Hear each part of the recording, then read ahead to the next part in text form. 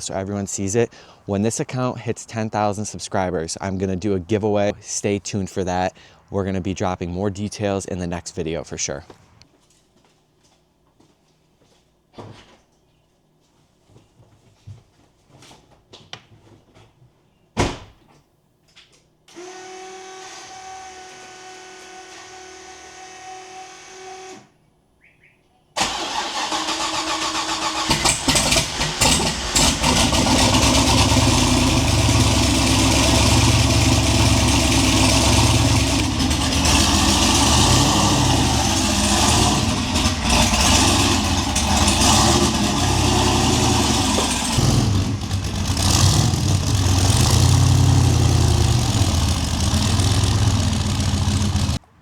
All right, guys, how's it going today?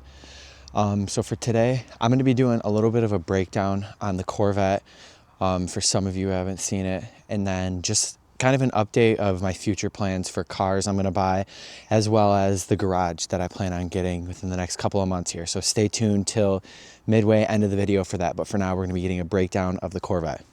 So here we have my 2010 base model C6 Corvette. It has a LS3 motor. And as you can see, it has a big single turbo.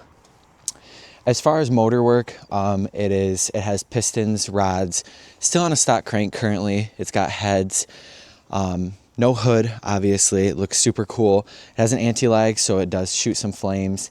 And then the wastegate, no screamer pipes or anything. Wastegate's just open dump, so it does shoot flames from there.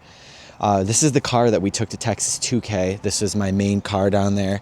It was a lot of fun. I have some plans for this thing. I have new rear quarters to go on it that are carbon fiber. Currently, as you can see, the ones that are on it, the paint's cracked because the tire sits a little wide, and when you do a full boost hit, it does not like it. It doesn't like it. It rubs. The tires rub on the fenders. So gonna need to fix that up a little bit. I did buy it from somebody in my area. I'm sure a lot of you know this car. I bought it built already. I just did some cosmetic work to it. I do have some more plans for it. Now, as far as everything that I have done, I put this carbon fiber drag wing on. I still need to put the supports on for it to hold it up a little better. I did put this parachute on it as well. When I bought it from the previous owner, it had these taillights on it. Pretty solid taillights. A little bit better than the ones that were originally on it. So far, it's honestly been a very non-problematic car. I had an issue with the fuel pumps and stuff before Texas. Other than that, I really haven't had many issues. I want to get a front runner set up and a different wheel set up for the rear. Currently, it's on a 17-inch 315, and I want to get it's on a 305, my mistake. It's on a 305 17-inch. I'd like to get a 15-inch in the rear. Looks a little bit better. It looks more mean. It does have the C7 style headlights as well. It's a very common upgrade for these cars. Looks pretty good. Now, as far as interior, it is pretty stock. We do have a different shift knob. It's a weighted shift knob, as well as a billet shifter linkage and everything. It makes it a lot more notchy putting it in gears. We have the handle for the parachute, which runs back there, as well as the screen for the Terminator X that it runs off of. Only 1 or 2 gauges on the gauge cluster work, like the speedo and the battery volts. Other than that, gas gauge and everything do not work. It is on a fuel cell, so you kind of lose those abilities with that. I do plan on putting on a roll cage in the near future. This is the fuel cell setup in the trunk. The guy I mentioned previously, who is going to be doing the work on the Acti for us, built the fuel system and stuff, built the fuel cell the night before Texas 2K. So shout out to him for that, because that was very helpful. So this line is just for the parachute cable. I need to get that routed a little bit better, but we've got an extra bottle of CO2. It's boost controlled by CO2 back here. And then we have the main CO2 bottle. It's boost controlled by CO2, like I just said. So if it's not open, it'll only run on gate pressure. It only makes a couple pounds of boost, but once it's open, it moves. So as far as fuel system goes, it is supplied by 2 750 Walboro fuel pumps, which are right here behind the rear tire, driver's side rear tire. You can't see it very well. This setup is going to be switching fairly soon. We've got some better ideas for it. Unsure what's going on with the whole engine turbo setup. I do want to switch to twins with an LSX motor, probably to get a little bit more power out of it. But I'm not too sure yet with the plans I have coming up as far as a garage and everything else. I think that it might be best just to hold off on it as far as financial decisions go. So now the $1,000,000 question that I always get is, how much power does the car make? It has been dynoed, but not on its full potential. At about, I think it was 22 pounds of boost, it made just over 1,000 wheel horsepower. It's now on 30 pounds of boost. So it probably makes anywhere from 11 to 1,300, assuming right around in that range. Still 6-speed TR6060. It is a manual transmission, so that's insanely sweet. It's a plus. I do want to get an auto into it, as you can see hidden right here behind some boxes and stuff. Right there, I just showed you we have a freshly built 6L80 to go in it. I'm not too sure what's going on as far as that yet. So pre-Texas 2K, I blew up the old trans, the TR6060. Here's what it looked like. And then after, I dropped the whole subframe, did all the work myself, swapped it before Texas 2K, just put another stock TR6060 in it.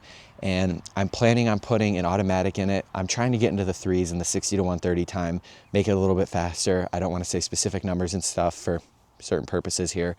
But as of right now, where the car sits, like I said, it is very fast. So right here we have the anti-lag and the starter button. This is an aftermarket setup right here. Previous owner did this as well. It's pretty sweet. So doing an anti-lag hit, generally I do it in second gear. It'll spin a little bit. It has no lift shift as well. Here's a clip of the anti-lag. Now as far as this car goes with future upgrades and stuff, it's going to get the carbon rear quarter panels. It's also getting, as far as safety stuff, we're looking to get buckets, 5-point harnesses, some sort of roll cage set up in here, just because for the power that it makes, even though it's mainly street driven as of right now, it's not safe to be going fast without, enough safety features. So next on the list for cars that I own currently, you guys all know it, the K-Truck. The K-Truck broke down, as I had mentioned. It's not running currently. It's about to go to the shop this week and start getting the work done on it for the Hayabusa swap, so stay tuned for that. This is going to be awesome. This thing is going to move. It's going to be crazy fast. Now currently, surprisingly, that's the only cars I own. I had a 1990 Mazda Miata. Just sold it yesterday morning, actually. My dad's he wants a little more space in the garage, which definitely makes sense. I mean, it's my parents' house. That's part of the reason for wanting to get a garage. I'm going to talk a little bit more about that in a second here. Okay, I'm going to be going over a little bit of just some of the plans I have for the future as far as cars, garages, the business, and whatnot. So currently, obviously, I just have the 2 cars. I am in the market to purchase a second Plaid. I have one right now. I'm looking to purchase a second Plaid. One is not in my possession right now, but I'm looking to get a second one. The market has gone down. I think just having more than one would be pretty cool.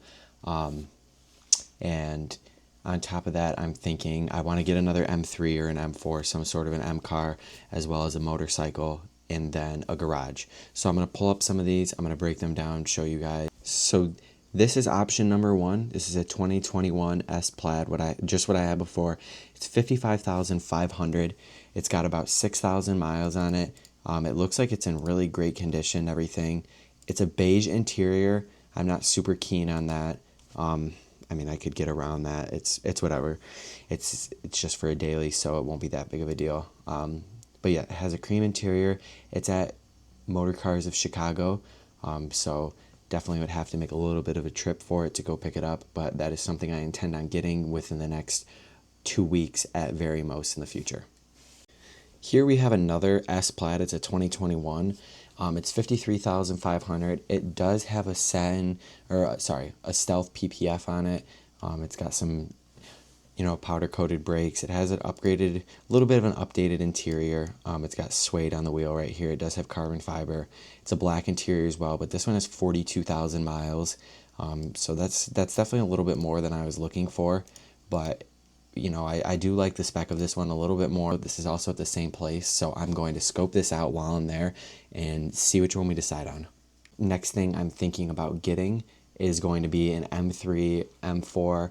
I probably want to get another F chassis. I do like the G chassis, but I feel like right now the market for it's really oversaturated. It's overly expensive and everything. So for now, I want to get another F82. I had an F82 M4 prior with upgraded turbos and everything. It was an awesome car. So here's some of the ones that I've been considering. So there is multiple different ones. This is one that I've had my eye on. It's $32,000. It is an automatic transmission though, which is, in my opinion, a downside. I really liked having the manual trans. There's not a lot of pictures to it, but this blue has been one of my favorites for a long time. I definitely want to get one. It's a 2015, just like what I had, base model. I had one with a red interior. I'll throw a couple pictures up of that right here. So now as far as garages go, I'm looking to rent out some sort of garage to start a performance repair business out of, and also run my middleman service or the consignment business out of, just so I can have a legit location. I've been looking at a few different locations in my area within 20 to 30 minutes of me, and here is one of them. So this place is 4,000 square feet. It's 100 by 40. It's kind of a commercial place, but I think it would be really great for the business and as far as working on cars. It's very sizable. Here's a little walkthrough of the interior from the seller. I think overall this would be a great size for what I'm looking for. So as far as that goes, I still need to figure out the zoning and if I'm allowed to run a mechanic and repair shop out of there. If not, that's kind of something along the lines I'm looking for garage-wise. Acquire a motorcycle. I want to get a 600, but I've seen a couple really clean 1000s. For example, this 2017 S1000 just went up a couple of weeks ago. It's a really clean spec. I love the white on the bronze gold. Looks like a really good bike. He's asking 12,000. It's got 9,000 miles, so it's not too bad, but it looks like a really great bike. So as far as all of that stuff goes, that is basically how I see the future looking, car-wise, garages, everything. So there's going to be a lot of stuff coming and going this summer. In the next month or two, there will be a lot of content coming out, a lot of things going on as far as the Acti. We have the Corvette. The Corvette's going to be getting a little bit of work. Obviously, the Acti is mentioned. The Plaid will be getting delivered, make that two. And those are a great time. I'm going to get some reaction videos of people in those because everybody hates on them, and then you go for a ride in it and you realize that it's insane. It is ridiculously fast. And I will be throwing in the details for the giveaway next video. So keep an eye out, turn your post notifications on and stuff. That'll be it for this video, but if you like this stuff, subscribe. It'll be worth it. There's a lot of fun content coming soon.